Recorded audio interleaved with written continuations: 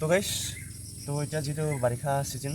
তো গাইছ তো পাণপুলিৰ কাৰণে বহুত খুবেই ভয় লগা বা বেয়া কথা কিন্তু আজি ক'বলৈ লৈছোঁ গাইছ তো আমি নাৰ্চাৰীৰ পৰা পেকেট লওঁ যিটো কলা বেগ সেইটো আপোনাৰ 4.6 নম্বৰ ঠিক আছে গাইছ তো গতিকে নাৰ্চাৰীত ফুটা কৰে কিন্তু কিছুমান তেনেকুৱা পুলি আছে যেনেকৈ ক'বলৈ গ'লে পাণপুলি ঠিক আছে গাইছ পাণপুলিত বেছিকৈ পানী তেনেকৈ জমা হ'লে দিগদাৰ গাইছ তো সেইবাবে ফুটা কৰি দিব অকণমান পাৰিলে ঠিক আছে গাইছ কিবা এটা জোঙালি লৈ আপোনালোকে পানীখিনি এনেকুৱা বাহিৰ কৰাবলৈ ভালদৰে অকণমান ফুটা কৰি দিব কাৰণ যিমান পানী থাকিব ইয়াত পচি যাব গাইছটো সেইবাবে পানীখিনি বাহিৰ কৰিবলৈ যিহেতু ফুটা কৰি দিব পাৰিলে গাইছ কাৰণ তেওঁলোকৰ যিটো দৰকাৰ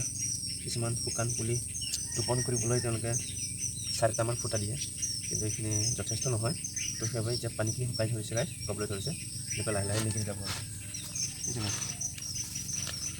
এইবিলাক ধুনীয়াকৈ আহিছে ফুটা কৰাৰ লগে লগে বৰষুণ পানীখিনি নিগিৰিবলৈ ধৰিছে গাইছ চাপ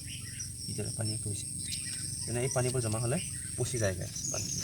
তো ধন্যবাদ এইখিনি আছিল গাইছ তো ক'বলৈ পাৰিবা